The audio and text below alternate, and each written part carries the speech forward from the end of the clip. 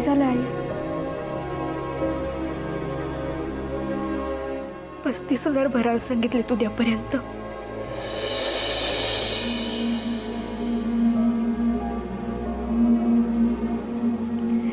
ते भरले नाही तर ट्रीटमेंट सुरू होणार नाही म्हणाले. कुठून आणायचे का एवढे पैसे एकदम मालविका? 35,000?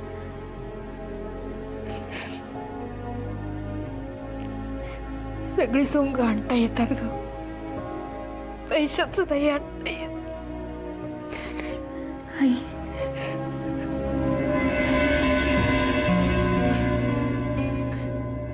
तुझ्या बाबाला खूप बोलायचंय मी,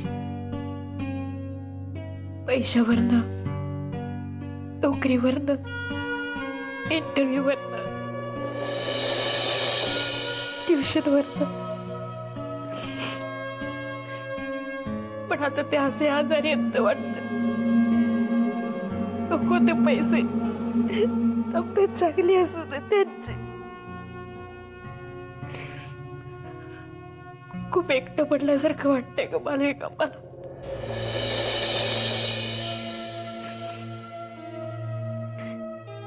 हे बरोबर असायचं तेव्हा लक्षात नाही आलं माझ्या. खूप आधार असायचं ग त्यांचं. आणि असे अंतिम मृत्यूशी झगडतात आणि मी काहीच करू शकत नाहीये ग.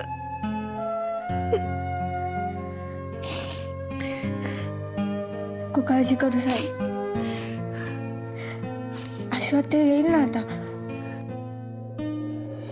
मग तू एकटी नाही राहणार ना. ती दूर असली नाही तरी ती येईल, नक्की येईल. तू नको काळजी करूस.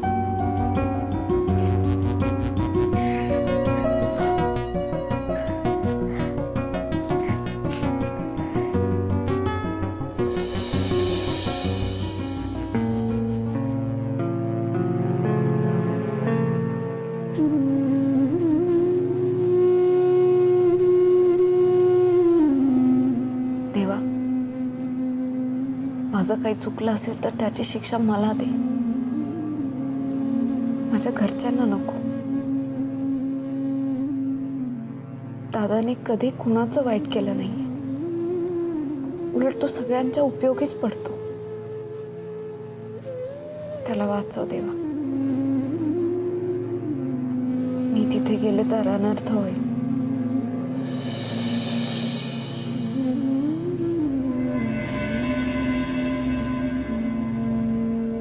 तुला हाक मारण्याखेरीज मी काहीच करू शकत नाही. आजपर्यंत तू मला सगळ्यातून वाचवलंस. आजही माझ्या पाठीशी उभा राहा देवा. आता सगळं तुझ्या हातात आहे.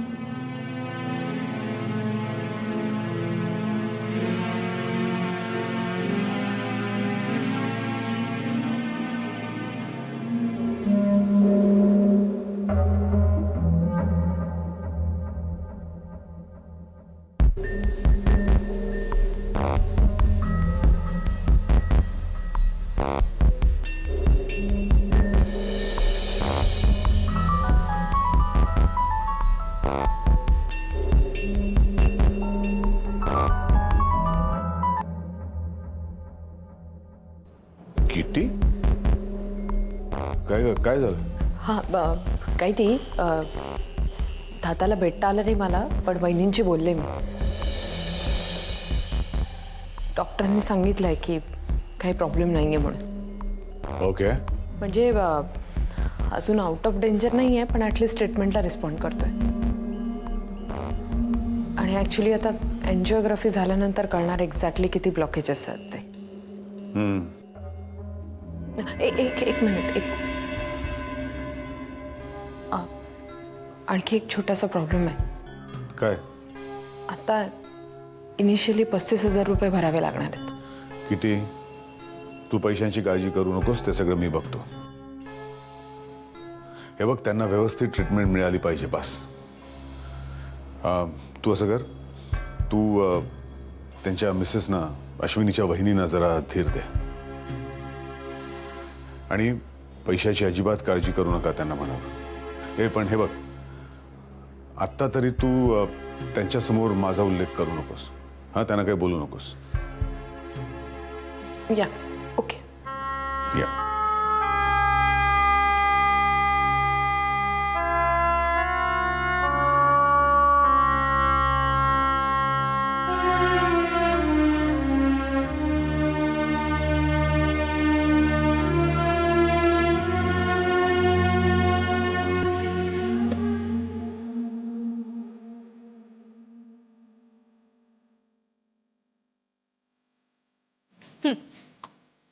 काय रे? अरे एक घासही खाल्ला नाहीस अजून. शून्यात कुठेतरी नजर लावून बसलास. काय चाललंय तुझं? अजून कॅरेक्टर मध्येच आहेस की काय? नाही ग, लक्षच नव्हतं माझं. तेच विचारतेय, लक्ष कुठे होतं?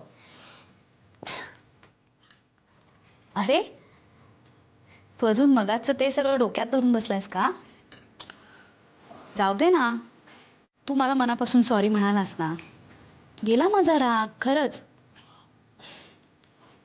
तुझे पोळी संपव, मी गरम भात आणते तुझ्यासाठी. राहू दे ग. आणते रे. रोज असाच इकडे तिकडे काहीतरी जेवत असतोस. निदान एक वेळ तरी घरात गरम गरम जेवत जा. आले मी. किती प्रेम करते मी रामाच्यावर. किती चांगली आहे ती. सगळं सहज विसरले. मी दिलेला त्रास, मी दिलेले दुःख, इतकं सुख असताना सुद्धा फालतू मोहनमध्ये अडकलो आणि ही परिस्थिती ओढवून घेतली. सगळंच गळ्याशी आलंय. देवा मला माफ कर. वाचव या सगळ्यात.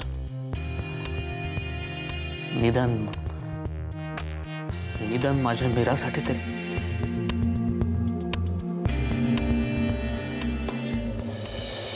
अरे परत तेच काय चाललंय काय तुझं? हा, पलाशरे दमला नाहीस का? उद्या सकाळी पुन्हा जायचंय ना. आणि जेव लवकर आणि झोप आता. जेव लवकर.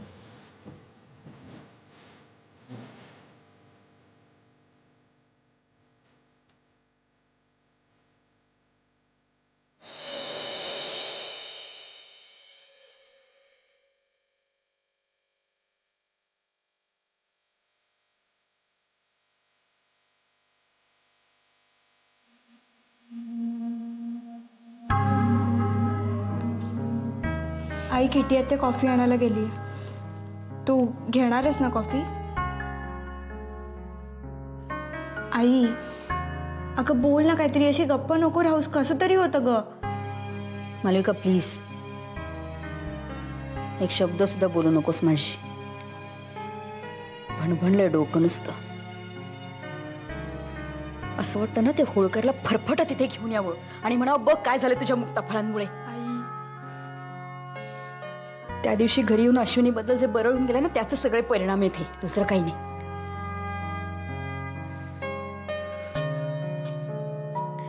का छळतो ना तेच कळत नाहीये काही. काय हवंय नक्की त्याला? बिचारी अश्विनी 4 पैसे जास्ती मिळते म्हणून एकटे बंगलोरला जाऊन राहिले, तर हा म्हणतो इथे मुंबईत आहे. हो ना, मुंबईत असली असती तर आली असती ना आतापर्यंत. हो, पण ती आहे कुठे त्याचा काही पत्ता लागत नाही ना. निघाले का नाही निघाले. निदान अगं किटीला तरी तिने फोन करायला हवा होता की नाही. इथे आली असते तर जरा मदत झाली असती तिची मला. इथे सगळी धावपळ करायची. दुष्यंतला एकट्याला ठेवल्या शेजारी. कंटाळत असेल ग तू. ह्यांची काळजी. सगळे एकावर एक संकट नुसती कोसळत आहेत. कुणाचं काय चुकलं तेच कळेना असं झालंय मला.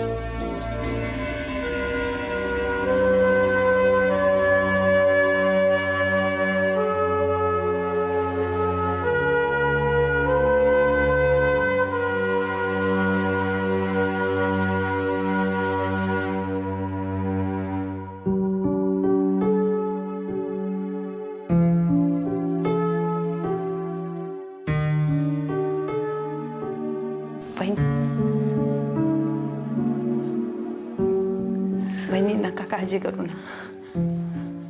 अहो डॉक्टरनी सांगितलंय दादानं ट्रीटमेंटला रिस्पॉन्ड करतोय. काही काळजी करू नका तुम्ही. आणि आता एन्जिओग्राफी नंतर किती ब्लॉकेज असतात ते आपल्याला कळेल ना. मग कळेल काय करायचं ते. आपण सगळं करूयात वहिनी.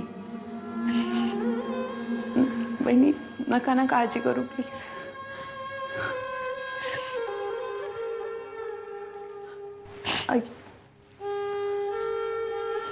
ऐका ना वहिनी माझं.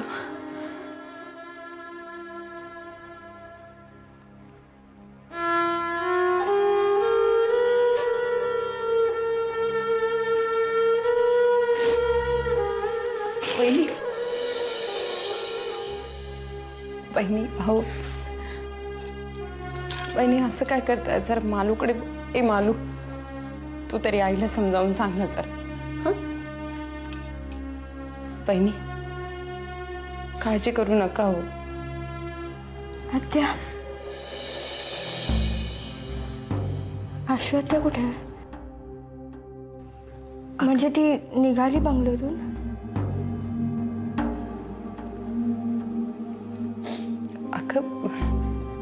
अगं मालू असं काय करतेस. आश्वत्यापेक्षा कधीही मीच लवकर पोचणार ना. त्यामुळे आश्वत्या म्हणाली की तू आधी जा बघ दादा कसा आहे ते, बहिणी कशी आहे बघ, मला कळव. आणि आणि असं काय करतेस मालू. मी आहे ना. हां काळजी करू नकोस. बहिणी मला माहिती आहे तुम्ही पैशांच्या काळजीत असणार. पण तुम्ही त्याची काळजी करू नका वहिनी. मी आणि आशू बघून घेऊ ना काय ते. हां आम्ही दोघी मिळून प्रयत्न करू. तुम्ही पैशांची अजिबात काळजी करू नका.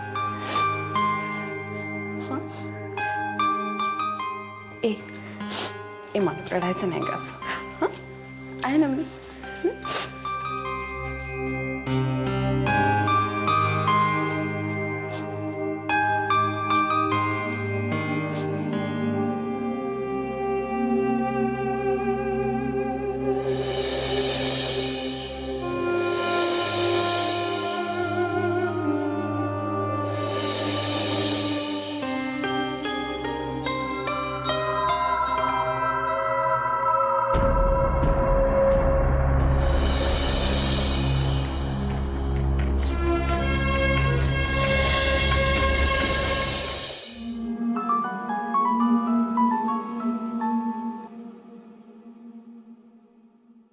Hello hello miss Kitty. हो किटीच बोलते. आपण मी प्रधानांचा माणूस बोलतोय. मी हॉस्पिटलच्या लॉबीमध्ये आलोय. बरं तिथेच थांबा तुम्ही. मी येतो. ओके.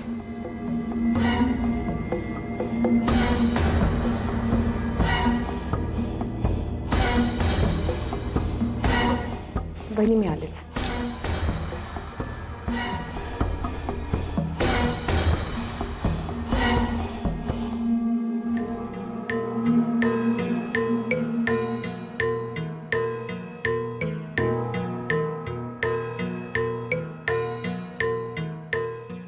Miss Kitty. हो किटी. सरांनी हे पैसे दिलेत. आणि हो हा मोबाईल दिलाय. मोबाईल अंजली मॅडमला द्यायचा आहे.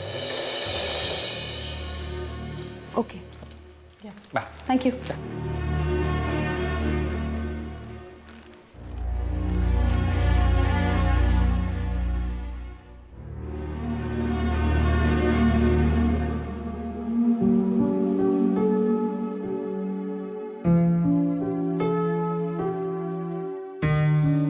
बहिणी 35,000 भरायचं ना आपल्याला. नाही किटी, आपण अश्विनी येईपर्यंत थांबूया. बहिणी नाही ती आली की काहीतरी मार्ग निघेलच. आणि तू पण कुणाकडनं तरी घेतलेलेच असशील ना. तुझ्या डोक्यावर आणखीन नको कर्ज. वहिनी असं काय करताय? मी दिले काय, अश्विनीने दिले काय, सारखंच आहे ना? वहिनी हे पैसे घ्या. नाही नको किटी.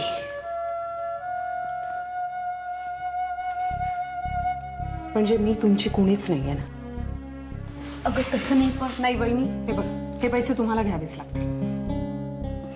अहो आता दादाला ट्रीटमेंट होणं जास्त महत्वाचं आहे. कसं लक्षात येत नाहीये तुमच्या? उगाच तात्विक वाद नकोत. हे घ्या बहिणी, जा फॉर्म भरा तो, जा.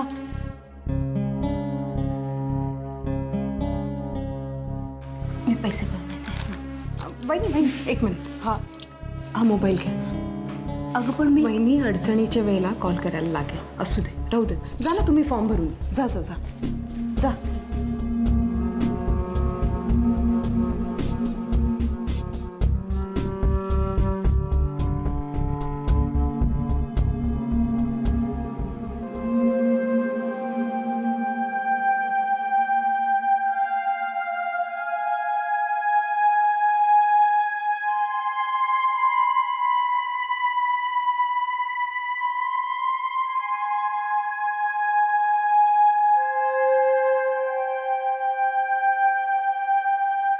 हॅलो, नुसता पुस्तक घेऊन काय बसलायस? काय फायदा आहे त्याचा? काय असंच ट्रान्सफर होत आहे? नाही, तसं नाही रे Mac.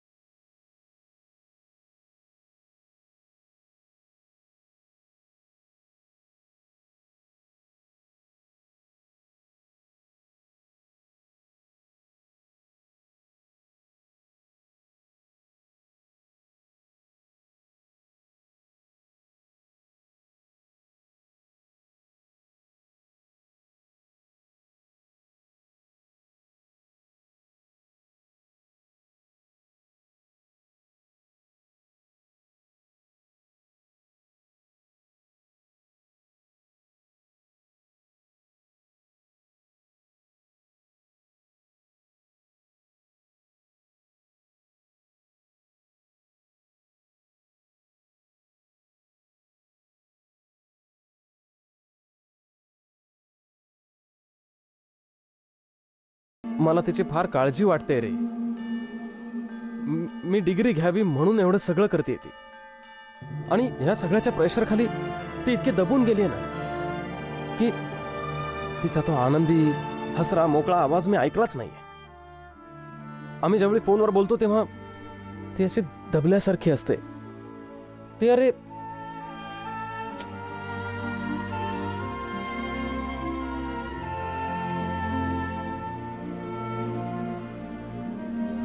There is a solution. काय? Visit India. ते कसं शक्य आहे? हे बघ, तू तिला भेटूनच ये. ते शक्य नाही आहे मकरन. Why not? अरे कितीतरी मार्गाने डिस्काउंट्स मिळतात. हे ते करून जायचं रे, जायचंच. जायचं तर आहेच रे मला, आणि परत तरीही न येण्यासाठी जायचंय. तिकडे आशू तिचं रक्त आटवतेय आणि मी इकडे डिग्री घ्यायची. नॉनसेन्स. मकरन, मला जायचंय. I have to go.